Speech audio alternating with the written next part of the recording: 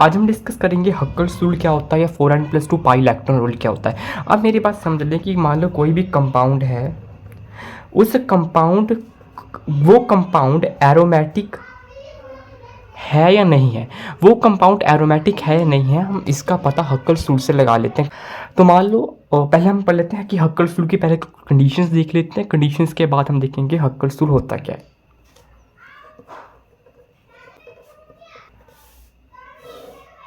पहली कंडीशन क्या है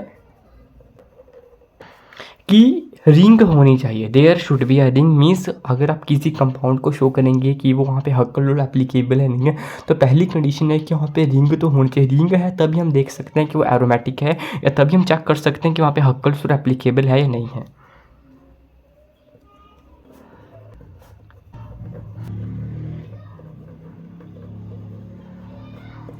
all the atoms in the ring are sp2 hybrid. जितने भी रिंग के अंदर एटम है वो सारे के सारे sp2 हाइब्रिडाइज्ड होने चाहिए। अब इसको एक और वे से भी लिख सकते हैं, the ring should be flat और प्लेनर। एक ही बात है, अगर कोई भी कंपाउंड है, कोई भी रिंग है, उसके अंदर सारे के सारे एटम्स sp2 हाइब्रिडाइज्ड है, तो ऑब्वियस ये बात है वो रिंग या कंपाउंड वो उसकी जो स्ट्रक्चर होगी वो फ्लैट होगी या प्लेनर होगी। या हम इसे ऐसे भी कह सकते हैं जो रिंग के अंदर अल्टरनेट पाई बॉन्ड है, मतलब ये तीनों के तीनों का मतलब एक ही है कि या तो सारे एटम sp2 हाइब्रिडाइज्ड होंगे, अगर हर एक एटम sp2 हाइब्रिडाइज्ड तो रिंग प्लेनर होगी, और अगर बाई चांस प्लेनर है sp2 hybridised then definitely alternate. For example मैं इसकी सबसे अच्छी एग्जांपल बेंजीन है।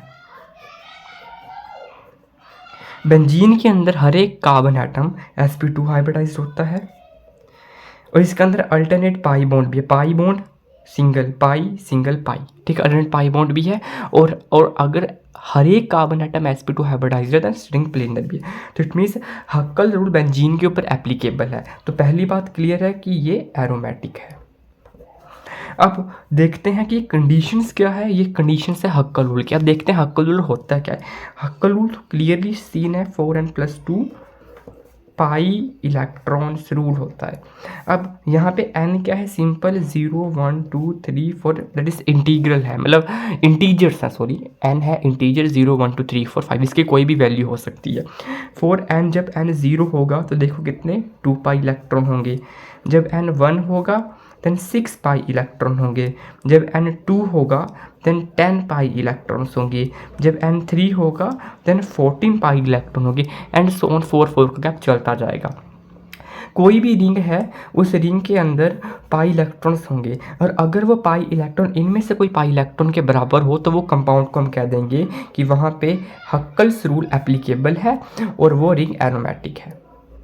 अब बेंजीन देख लो, हमने बेंजीन के ऊपर जो सारी ऊपर की कंडीशंस एप्लीकेबल है हक्कल रूल की, अब देखते हैं हक्कल रूल इसके ऊपर एप्लीकेबल है। अब देखते हैं कि ये कंडीशन सेटिस्फाई हो रही है। अब इन बेंजीन के अंदर क्लियरली देखो 1 2 3 कितने 3 पाई बॉन्ड्स हैं, ठीक है। अब 3 pi bond it means 6 pi electrons होंगे। अब यहाँ पे भी 6 pi electron it means हक्कल rule के अकॉर्डिंग इस रिंग के अंदर भी 6 पाई इलेक्ट्रॉन्स हैं, देन इस मीन्स हक्कल रूल इसके ऊपर एप्लीकेबल है। तो जो बेंजीन है वो एक एरोमेटिक रिंग है, ये एरोमेटिक कंपाउंड है, ठीक है। कंपाउंड एरोमेटिक तभी होगा अगर वो हक्कल रूल फॉलो कर रहा है, और ये हक्कल रूल पूरा एक्सप्लेन कर दिया, ठीक है। हक्कल रूल की पहली तो कंडीशन है, अगर इनमें से कोई कंडीशन सेटिस्फाई नहीं हो तो आप हक्कल रूल अप्लाई करने का भूल ही जाएं। अगर कंडीशन सेटिस्फाई होगी तो हम नेक्स्ट स्टेप पे चलेंगे कि होता क्या है। तो दिस इज हक्कल रूल, ठीक है। एक और एग्जाम्पल देखें,